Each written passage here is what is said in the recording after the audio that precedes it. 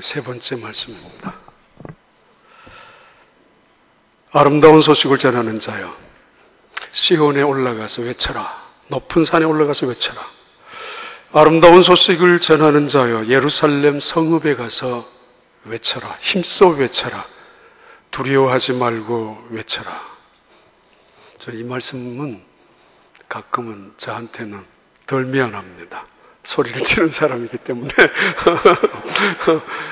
그런데 그 다음 장에 가면은 그는 소리를 내지 아니하며 그는 목소리를 크게 하지 아니하며, 그때는 기가 팍 죽습니다.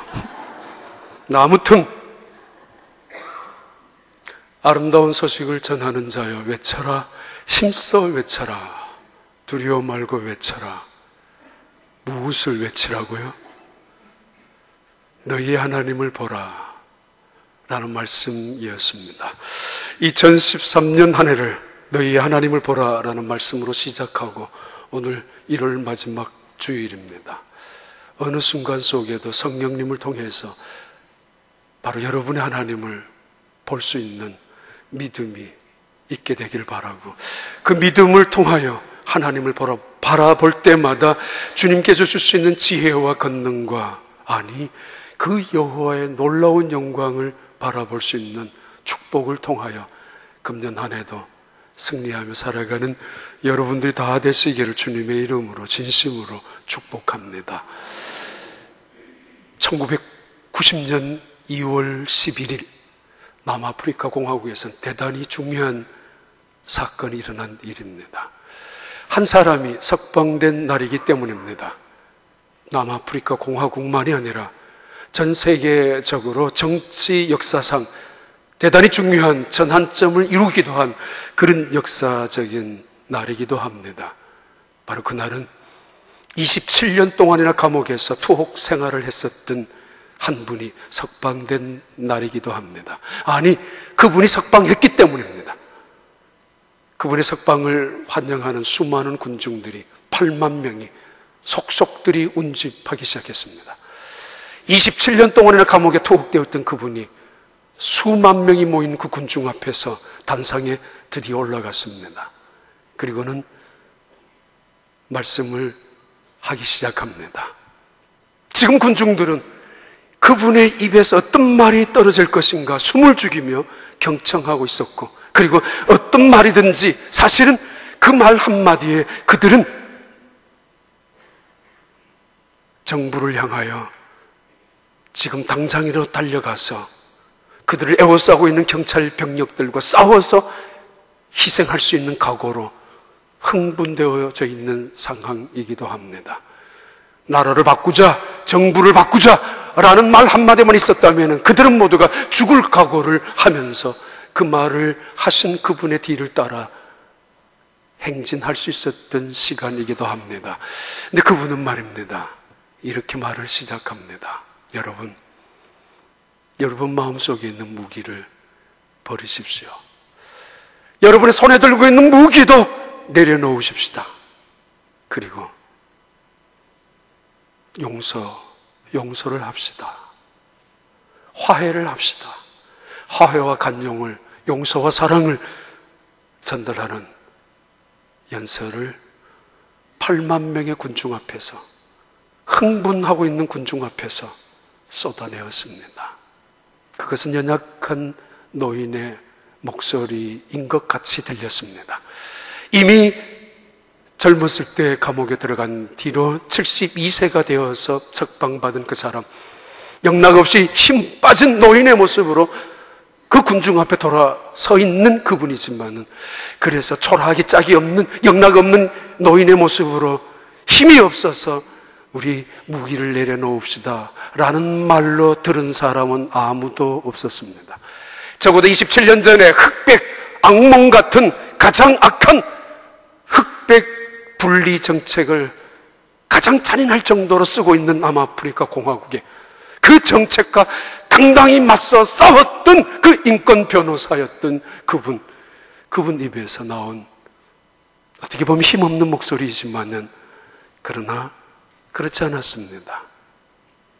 27년 동안이나 감옥에 있었기 때문에, 두려움 때문에 혹은 무서움 때문에 모진 압박과 고문 속에서 당했던 후유증 때문에 지금도 모여있는 군중을 겹겹이 에워싸는 수백 명, 수천 명의 백인 경찰들의 무기의 위협과 살해의 위험 앞에서 두려워서 떨고 있으면서 우리 무기를 내려놓자라고 이야기하는 노인의 이야기는 결코 더더구나 아니었습니다. 그런 그로부터 3년 후에 노벨 평화상을 수상했었고, 그 이후로, 그리고 그 정책으로, 그는 4년 후에 1994년도에 드디어 남아프리카 공화국의 흑인으로선 최초로, 그리고 제8대 대통령에 당선되었습니다. 그 사람이 바로 넬슨 만델라라는 대통령입니다. 하나님이 이사야 선지자를 부르셨습니다. 그리고는 무거운 이야기로 무시무시하고 끔찍할 정도로 예루살렘을 중심한 주변의 모든 국가들에 대한 잔인할 정도로 무서운 심판을 예언하셨던 하나님은 이사야를 다시 불러 세우십니다. 그리고는 말합니다. 말하는 자여, 전달하는 자여, 전령이여 들으라고. 너는 외쳐라. 무엇을요? 이르되 이런 말씀을 외쳐라고. 그렇게 시작하고 있는 것이 이사야 40장의 새로운 구약 성경의 복음 중에 하나였던 40장의 시작입니다. 얼마나 위대한 선지자가 전령자로 세웠느냐 중요한 거 아니었습니다. 얼마나 인기 있는 예언자가 지금 그 말을 전달하고 있느냐의 관심도 결코 아니었습니다. 단순히 그는 전령자일 뿐이고 단지 그는 하나님의 말씀을 부여받은 전달자의 도구에 불과한 그 선지자에게 하나님이 말씀합니다. 나는 외쳐라. 예, 무엇을 외칠까요? 그래, 모든 인생은 풀과 같고 그들의 모든 영광은 풀의 꽃과 같다고. 풀은 마르고 꽃은 시드는 것처럼 인생도 그러하며, 더 나아가서 풀이 마르고 꽃이 시드는 이유는 하나님의 그 기운이 그 위에 있는 까닭이라고. 그러나 하나님의 말씀은 영원히 서리라. 이 말씀을 외쳐라고. 군중들이 기대하고 있는 것은 도전이었고, 군중들이 기대하고 있는 것은 지금 당장 무엇인가 쟁취하고 세상을 뒤바꾸는 것이었습니다. 그런데 하나님은 이사야 선지자에게도 넌 이렇게 말을 해라. 인생이 뭔 줄 아느냐? People are like the grass. 풀과 같다고. 풀과 같다고. Their beauty is like, 그들의 영광 또한, 그들의 자랑스러움 또한, 잘남 또한 그거 flower of field, 빈들의 광야의 들판에 있는 들꽃에 불과한 거야. 그러면서 그 다음 절에는 확실하게 선언하고 세기를 받고 있습니다. 풀과 같은 인생이 아니라 people are the grass. 이 백성은 실로 풀이다라고 말씀하시는 말씀이 오늘 본문의 말씀입니다. 사실 9절을 중심해서 지금 다시 거꾸로 올라갔다가 다음부터는 다시 밑으로 내려가려고 하는 본문이기도 합니다. 왜 이런 말씀을 외치라고 하셨을까? 우리 잘 아는 대로 야곱이라는 사람이 있었습니다. 그에게는 12명의 아들이 있었는데 끔찍히도 사랑했던 아내의 몸에서 태어난 그 아들 요셉, 어느 날 그 아들이 죽었다는 소식을 형들에게 의해서 전달을 받습니다. 죽은 줄만 알았던 그 아들, 결코 잊어버릴 수 없었던 그 아들, 이제 잊어버릴 때쯤 되었는데 믿겨지지 아니하는 소문을 들었고 소식을 들었고 기적 같은 이야기를 들었습니다. 죽은 줄만 알았던 그 요셉이 살아있다는 이야기를 들었습니다. 그것도 그 당시에 최고의 나라였던 애굽의 나라의 국무총리 자리로 당당히 출세한 자리에 아들이 있다라는 이야기를, 믿겨지지 않는 기적 같은 이야기를 들었습니다. 그리고 그 아들이 아버지 야곱이 살아있다는 소식을 듣고 난 요셉이 아버지에게 초청장을 보내서, 마차를 보내서 그 마차를 타고 야곱이 애굽을 향해 왔습니다. 바로 그때 요셉은 자기 아버지를 바로 왕에게 소개합니다. 왕이시여, 우리 아버지입니다.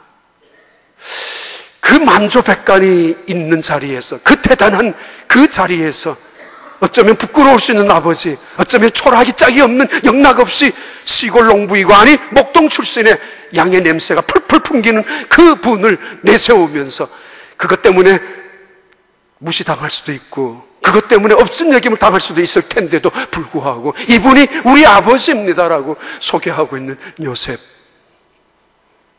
그 요셉 때문에 바로 왕에게 서 있는 야곱에게 왕이 물었습니다. 그대가 연세가 몇입니까? 당신의 나이가 몇이뇨? 그 좀 이상하지 않습니까? 아니, 좀 유치할 수 있지 않습니까? 아무리 전례, 전통이 있다 할지라도 처음 보는 사람에게 당장 대뜸 그 나이는 왜 묻는다고? 이유가 있을지 않았을까요? 그리고 야곱이 대답합니다. 예, 130세입니다. 라는 대답만 하면 그만일 텐데, 이 눈치 속에 살아온 야곱, 눈치라 하면은 정말 내놓을 것이 많은 이 야곱이 이렇게 대답합니다. 예, 내 인생, 나그네 인생을 살았습니다. 130년 가까이 살았습니다만 내 조상에게 미치지 못합니다. 내 인생 참 험악한 세월을 지냈습니다. 뭔가 이 왕이 듣고 싶었던 메시지를, 뭔가 낌새를 느꼈던 이 야곱이 대답해주는 메시지가 아니겠습니까?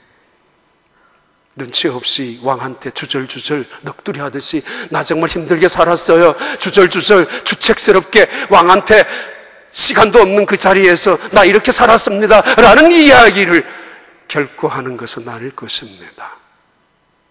예, 나그네 인생을 살았습니다.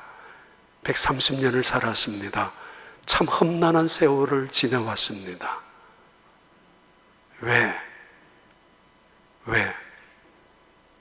그랬을까요? 너는 온 세상을 향하여 외치라. 아니, 지금 군중들은 흥분해 있습니다.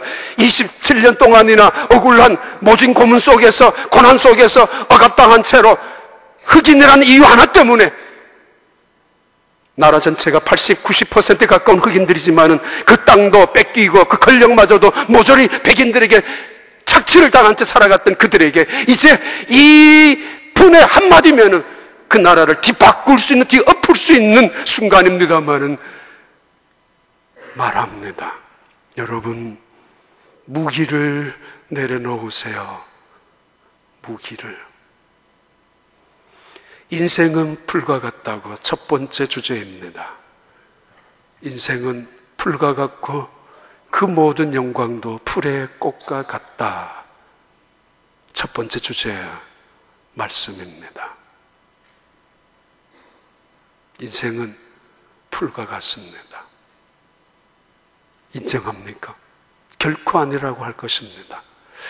태국에 언젠가 비행기가 갔다가 추락되면서 거기에서 7명이 사망한 사건이 있었고, 그리고 나중에 거기서 시신들을 찾아서 다시 비행기가 돌아온 비행기가 있었습니다.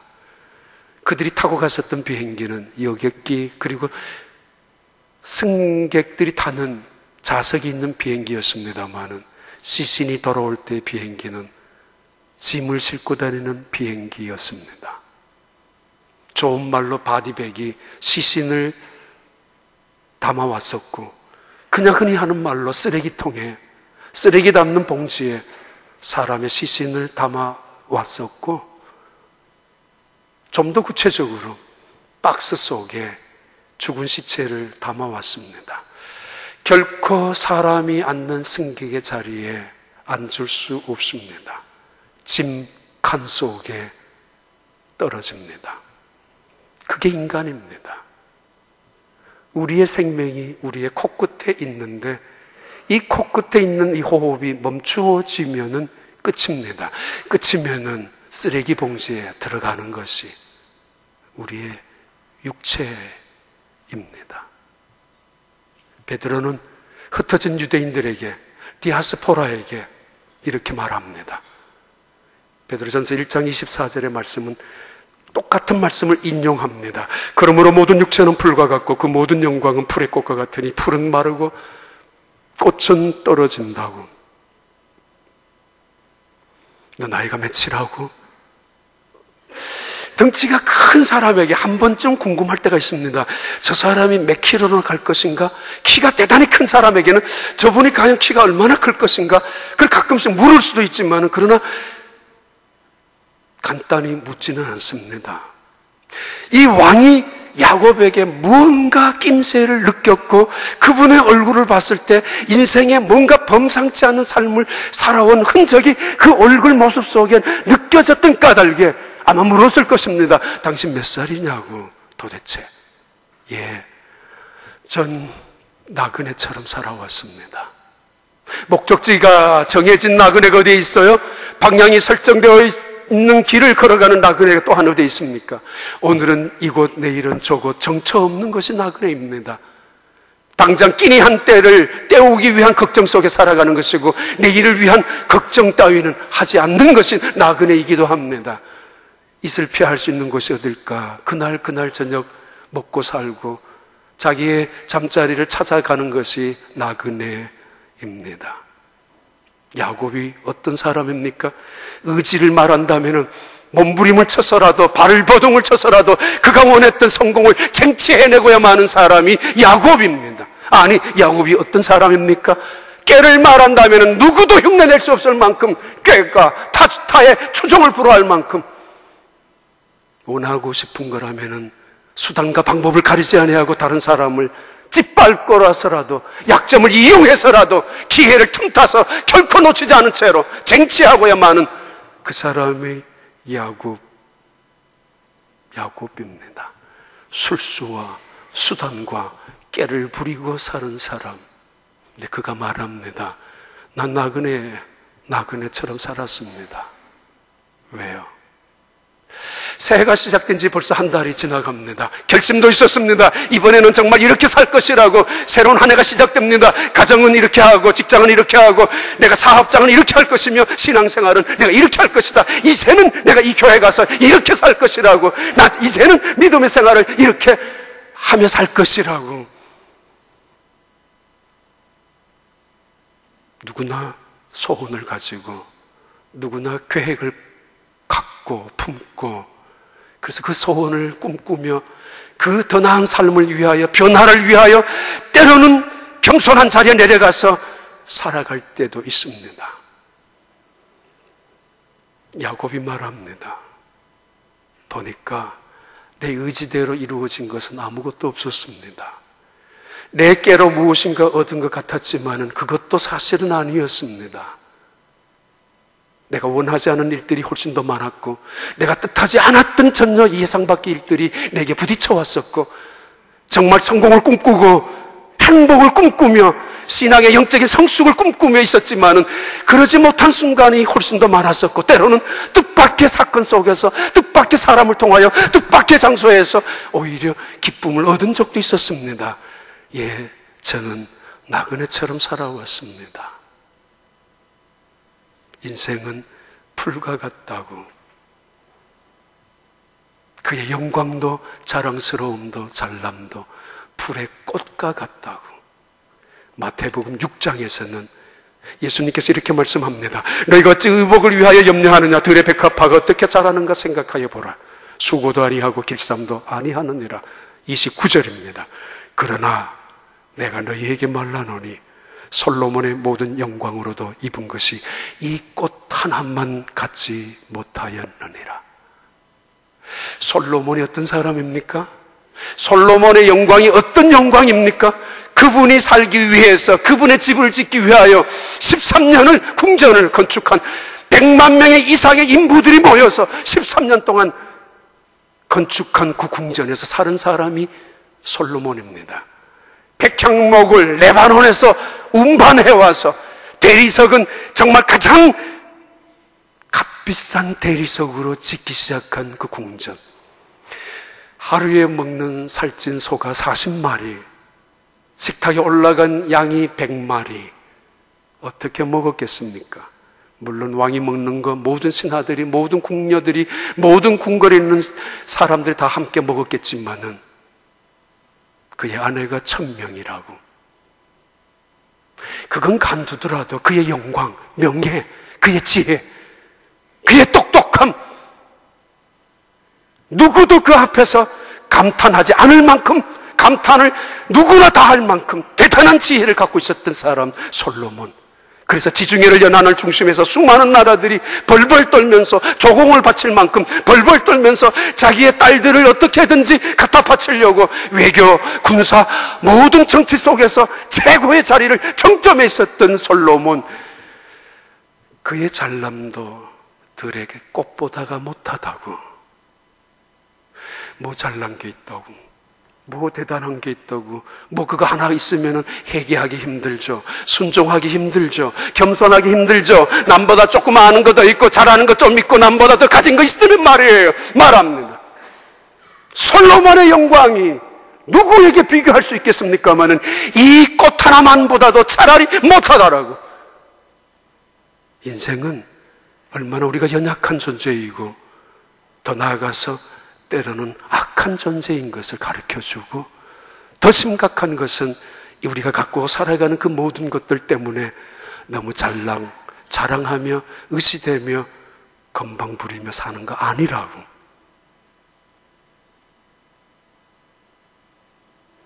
바로 왕이 죽기 전에 20년, 30년 전에 그들은 왕에 즉위하면서 무덤을 짓기 시작합니다. 피라밋, 높이가 150m, 적어도 147m이지만 150m 정도, 넓이가 230m, 2.5톤짜리 대리석 기둥 하나가 230만 개로 지은 것이 피라밋입니다. 왕의 영광을 자랑하고 있다고요? 왕이 얼마나 대단한 존재인가를 뽐내고 있다고요? 왕의 권력이 얼마나 위대했던가를 온 세상을 향하여 호령하고 있는 것처럼 피라밋이 바라보고 있다고요? 뭘 모르고 하는 이야기죠? 대단한 권력도, 대단한 영광도, 왕권도 죽음 앞에서는 한낱 아무것도 아니다, 무릎을 꿇는 존재라고. 사망이 왕노릇하는 죽음이 권세의 자리에 자리를 틀고 있는 것이 피라밋이나 스핑크스 아닙니까? 어느 지혜자가, 어느 권력자가, 어느 영웅 호걸이 죽음을 피할 자가 어디 있었으며 죽음을 정복한 자가 누가 있었습니까? 인생은 풀과 같다고. 그리고 그들의 영광 또한 풀의 꽃과 같다고. 들판에 들꽃에 불과하라고. 차라리 꽃보다도 못한다라고. 바디백에 들어간 시체, 관 속에 들어간 시체, 갈 곳은 땅속입니다. 봄이 왔다고 땅속에 묻어둔 시체가 다시 벌떡벌떡 일어나던가요? 근데 꽃은 싹을 다시 피워내는 법입니다. 터키의 그 유명한 타지마할 궁전, 왕후의 궁전, 무덤입니다. 아내를 사랑한 왕이 지극히 사랑을 담아서 만드는 타지마할. 사랑을 이야기한다고요?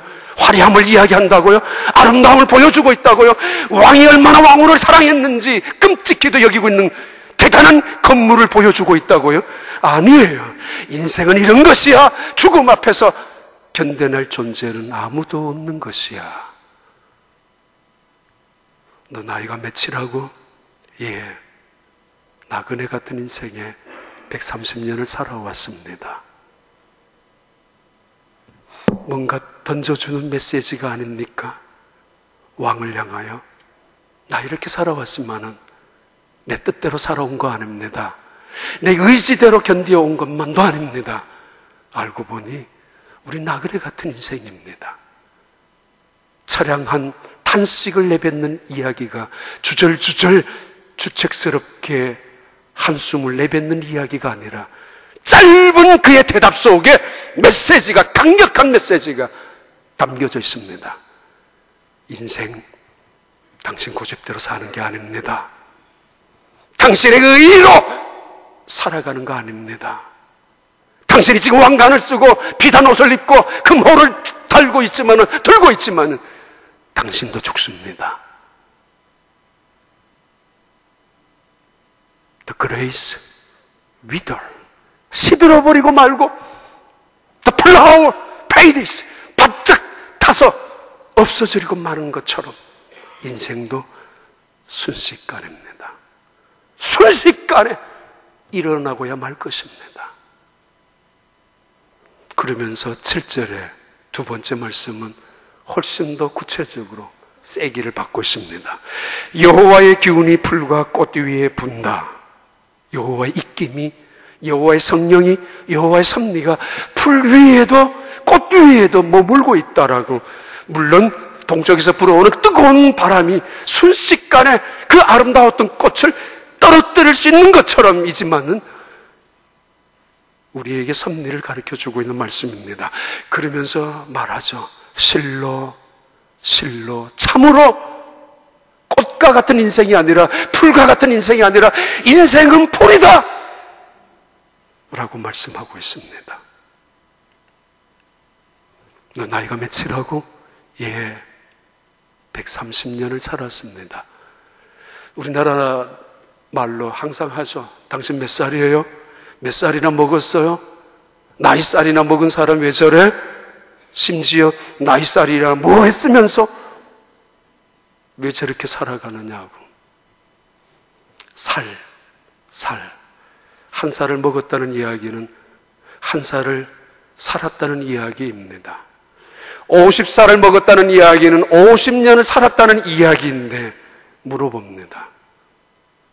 무엇으로 먹고 살아오셨습니까? 물어봅니다. 무엇으로 여러분의 인생을 50년, 70년, 80년을 채워오셨습니까?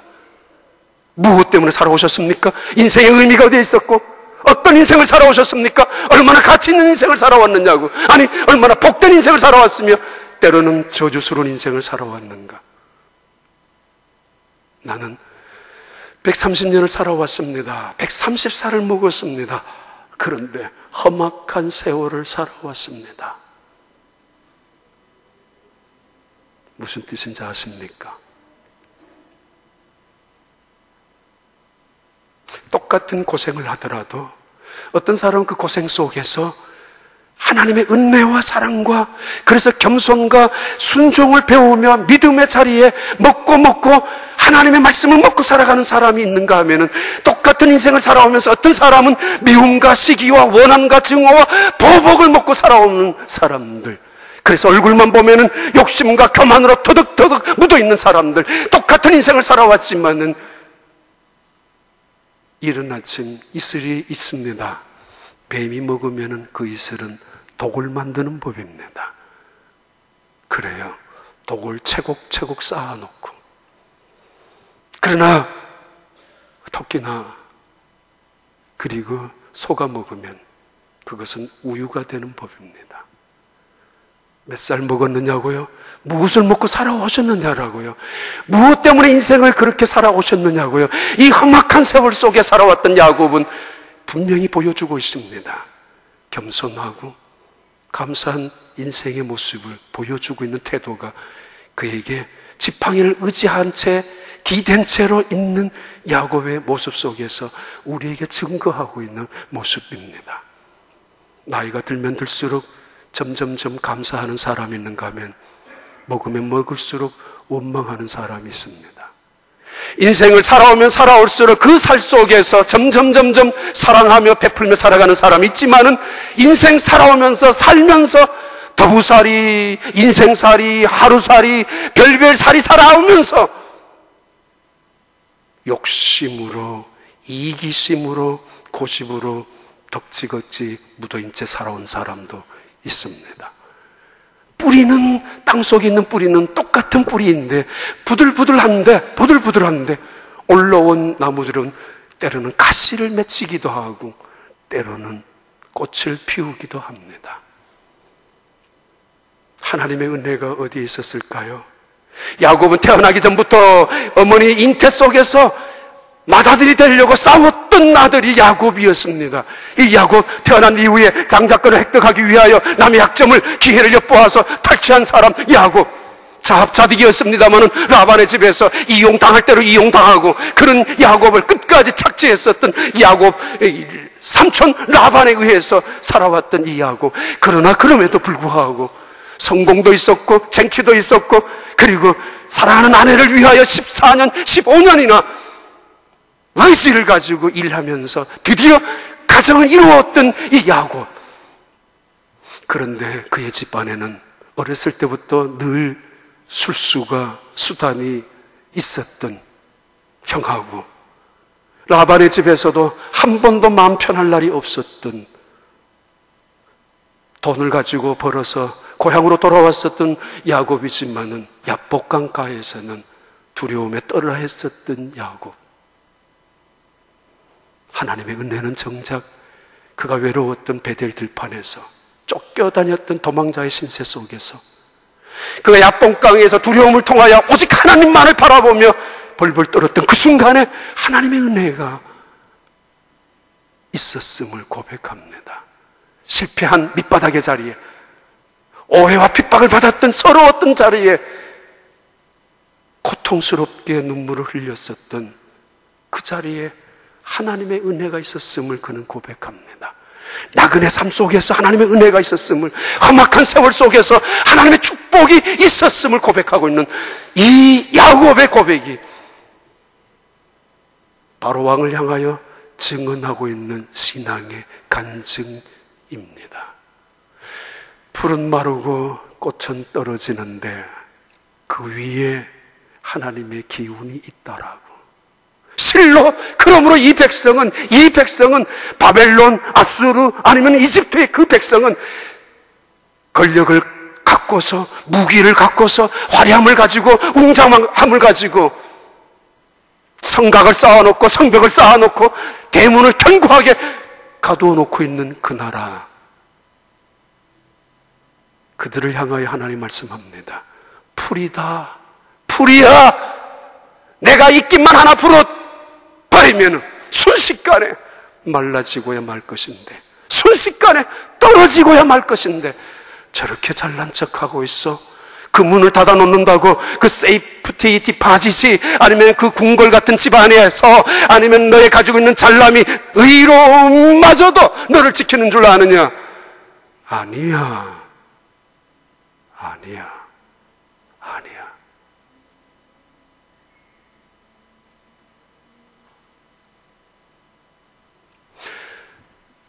풀은 마르고 꽃은 떨어지되 이유는 하나님의 기운이 그 위에 있다라고. 연세가 드시면 가장 듣기 싫은 말이 있습니다. 주책 좀 그만 부리세요. 이제는 혈기로 살지 마세요. 나이값 좀 하세요. 나이가 무슨 벼슬인 줄 아느냐고. 뭘 먹고 살아오셨는가? 지금까지 우리 인생은, 지금도 무엇을 먹고 살아가는지, 1살, 2살, 70살, 80살. 무당들이, 점쟁이들이 이런 이야기 할 때가 있습니다. 당신 인생 속에 마가 끼었어, 살이 끼었어, 못된 살이 있어, 그 살 빼! 그 살 빼지 않으면 다른 사람 죽일 수도 있어. 너도 힘들고 다른 사람들도 괴롭힐 거야. 빼! 27년 동안이나 62년도에 체포되고 64년도에 종신형으로 선고받았던 만델라라는 이분, 감옥에서 13년 만에 그를 면회왔던 딸이 이렇게 아빠에게 물었습니다. 아빠, 내 딸에게 이름을 지어주세요. 그래? 자이지에, 자이지에, 희망이라고 해라. 자신과의 대화라는 책 속에서 나오는 이야기입니다. 희망이라고 불러라. 지금 감옥에 들어가서 억울합니다. 지금 감옥에 들어가서 온갖 모욕을 당합니다. 고통을 당합니다. 외로움이 있습니다. 두려움이 있습니다. 고문 속에서. 그리고 모든 고통을 당해야 되는 그 서러움 속에 있는 그가 미움을, 시기를 싸워 채워나갔다면, 그 고통 속에서, 울분 속에서 한을 채워나갔다면, 그 고통 속에서 미움과 증오와 보복심으로 채워나갔다면, 그는 석방된 27년 만에 그 자리에서, 여러분, 지금 저 백인들을 향하여, 오늘 또 우리를 착취하고 있는 저 백인들을 향하여 당장 쳐들어갑시다 이야기해야 옳지 않습니까? 한으로 그 가슴 속에 차곡차곡 쌓아두며 살아온 인생이 아니라, 감옥 속에서도, 절망 속에서도 하나님을 바라보았던 한 사람의 고백, 증언, 그리고 너무도 인생을 72살 살아오면서 제대로 무언가 먹을 것을 먹었던, 은혜를 먹고 사랑을 먹고 하나님의 은혜와 영광을 먹고 살아온 사람의 모습 아닙니까? 혹시 여러분 지금까지 욕을 먹고 살아오십니까? 아니면 사랑을 먹고 살아오셨습니까? 욕을 먹은 이유가 무엇입니까? 믿음 때문입니까? 아니면 여러분의 욕심, 이기심, 교만 때문입니까? 며느리에게도 욕을 먹는 시어머니, 자식에게도 욕을 먹는 부모님, 이웃들에게도 욕을 먹는 사람들이 있다면 왜 그럴까요? 이제쯤이면 구분해야 합니다. 이제쯤이면 깨달아야 합니다. 내가 왜 욕을 먹고 살아가는지, 내가 왜 덕을 세우지 못하고 살아가고 있는지, 무엇을 먹고 살아왔는지. 아니, 이제쯤이면 실로 이 백성은 풀이다라고 선언하고 있는 하나님 말씀 앞에서 내 신분, 내 주제, 내 처지, 내 입장, 아니 내 정체가 무엇인지를, 나는 이 땅에서 100년을 산다 할지라도 순식간에 지나가는 풀이라는 존재를 인정해야 된다는 말씀 아닙니까? 천년 만년 이 땅에 살아갈 수 있는 사람은 아무도 없습니다.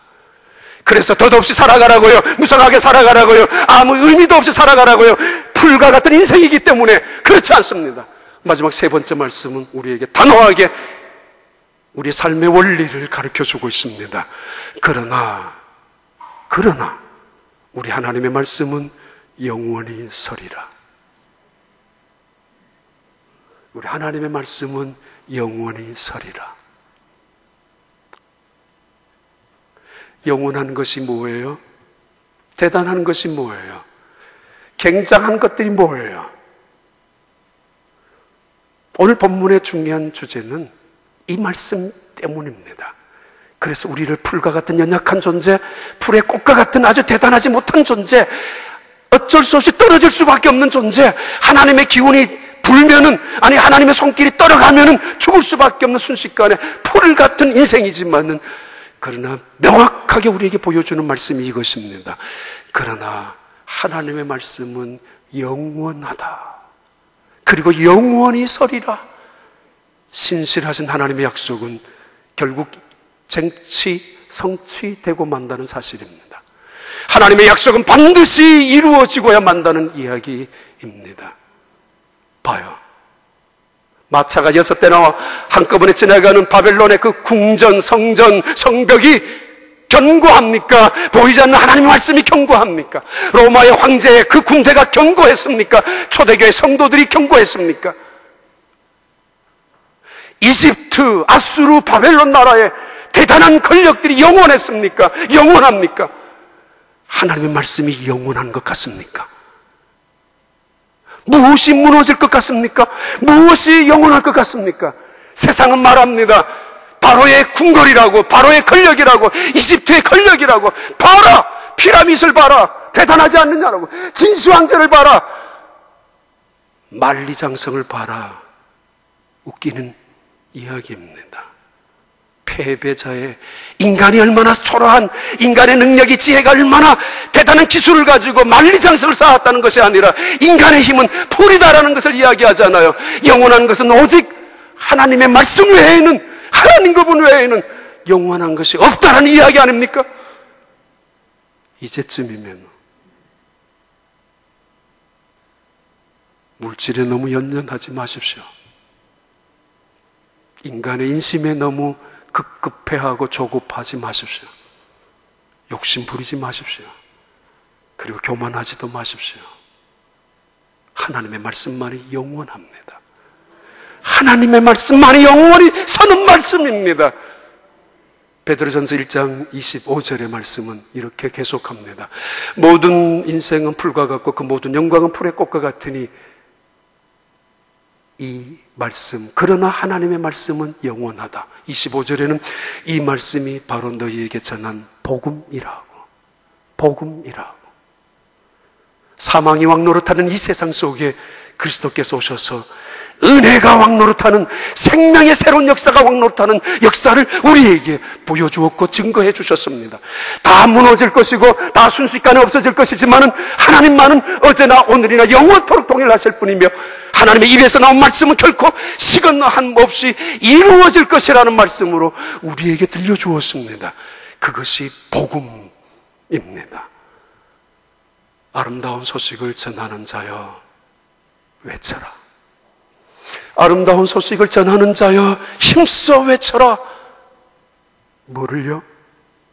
너희 하나님을 보라. 그분만이 영원하다. 그분의 말씀만이 영원하다. 그분의 말씀은 기어이 서게 될 것이라고, 이루어질 것이라고. 그 약속을 부여잡고 그 말씀을 믿고 순종하며 살아가는 금년 한 해, 그래서 여호와의 영광을 체험하며 증언하며 살아가는 우리 모든 성도들이 되시기를 주님의 이름으로 축복합니다. 기도합니다. 하나님 아버지 감사합니다. 인생 살아오면서 복을 채곡채곡 쌓아놓고 사는 인생이 아니라 은혜를 먹고 감사를 먹고 사랑을 먹고 진리를 먹고 말씀을 붙잡고 살아가는 우리들이 되도록 축복하여 주시옵소서. 예수님 이름으로 기도하옵나이다.